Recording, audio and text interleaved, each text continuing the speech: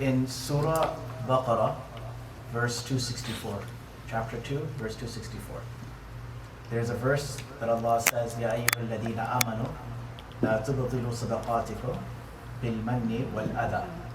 O you who believe, do not destroy your charity by two things. Man means to remind others of the good you've done for them, and adha, which means to cause harm to them. So one thing is that I tell someone that I did this and this for you. You want people to know of the good that you have done. The second is adha, which is you do something and say, well, you're good for nothing. You're a loser. Oh, you're nobody. Manni wa adha.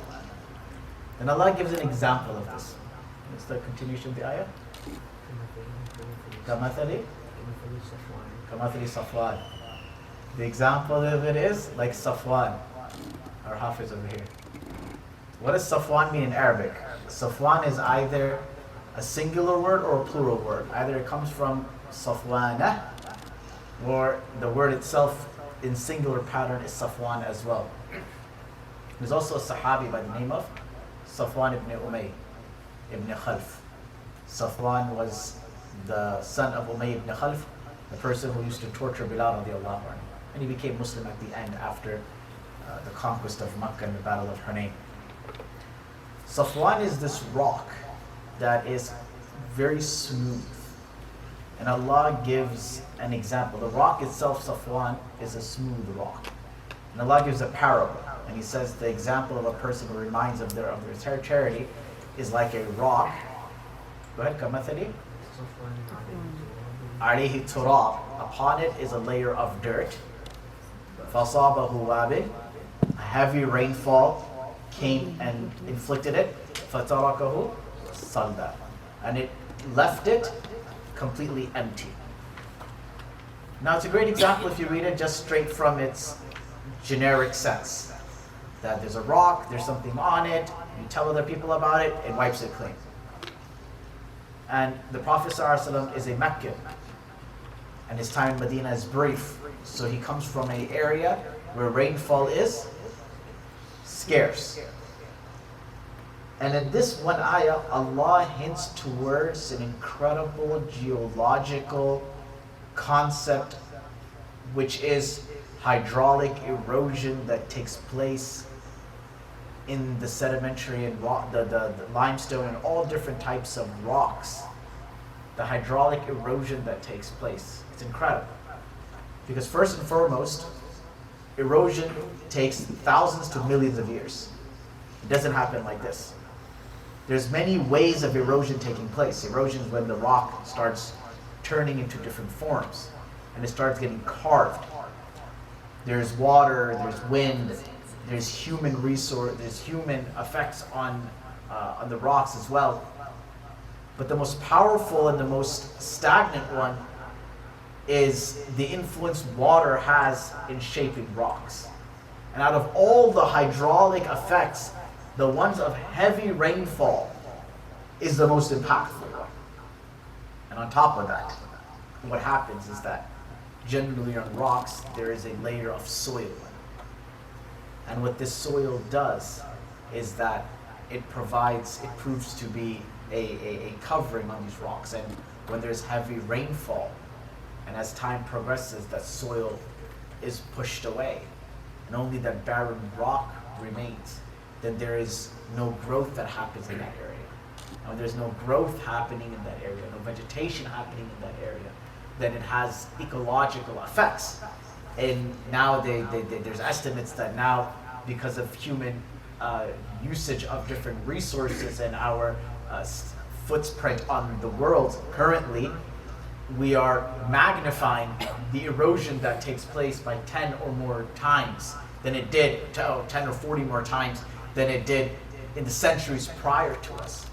So Allah talks about this incredible concept, and He does it so meticulously, because the only way to preserve or conserve the atmosphere from this ecological problem is that the dirt needs to have vegetation in it. If the dirt has vegetation in it, what ends up happening is that it becomes the buffer between the rainfall and the rock. and the soil is able to better absorb it. And with the vegetation, the soil doesn't lose it. You know, when it's like a person whose hair is thinning. If they have little hair on there, a little bit of wind will come and blow it away. But if they have thick, the bases are thick, then the top, no matter how much it flows, the inner side is thick. So the same way, it's ajib. The geologists, they describe that the layer of vegetation on top of the soil is incredible. It's incredibly important, because in the absence of it, the water downfall in thousands and millions of years, the soil will get wiped clean, have an effect on the stones and the rocks, erosion will take place, and then it will have an adverse effect on the rest of the climate around. Now, look at the subtlety of this example. Allah says that your charity is like the rock that has turab. He doesn't say vegetation. He says turab, just the soil on it. And the example of sadaqah is what? But how does Allah give an example of charity? Kamathali habbatin. What's habba? Vegetation. And that vegetation goes into 7 stalks. فِي كُلِّ سُنبُلِهِ مِئَةَ حَبَّةٍ. And in each of those stalks there's hundreds of seeds. And Allah talks about how charity grows and is this vegetative state. And over here Allah says when there's man and adha, it's like there's no vegetation, it's just the dirt. So Allah's calling wealth the dirt. And sincerity, the plantation and vegetation in it.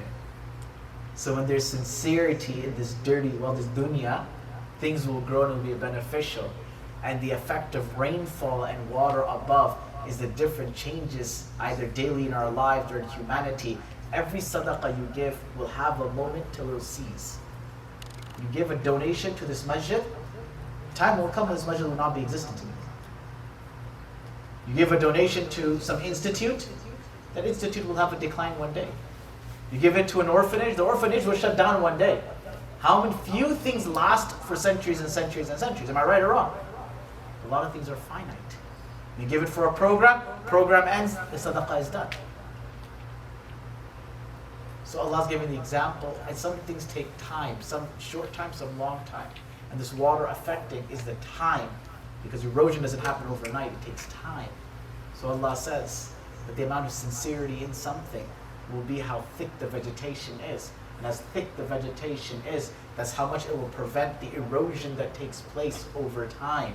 And if you don't have sincerity and you do man and adha, you won't have vegetation, but you'll have that layer of dirt. And when that water hits, generally the power of the water is that the dirt flies 2 feet in the air vertically, 5 feet horizontally, and quickly, in a very short amount of time, all the effect, tarakahu salda, it will leave it smooth and empty with nothing on there, and the effect of it will be completely gone, and it will be non-existent. And this geological phenomenon that takes place, Allah describes it in one line and just drops it. And people in the past, I was reading the different tafasir on this ayah, and this was one of those translations that always became like kind of like, what is Allah really trying to say here? It doesn't really like a rock and the dirt went.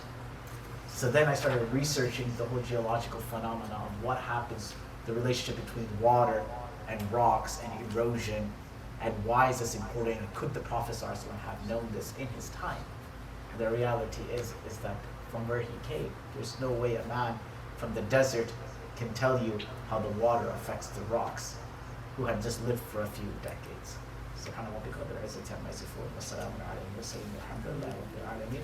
I have a flight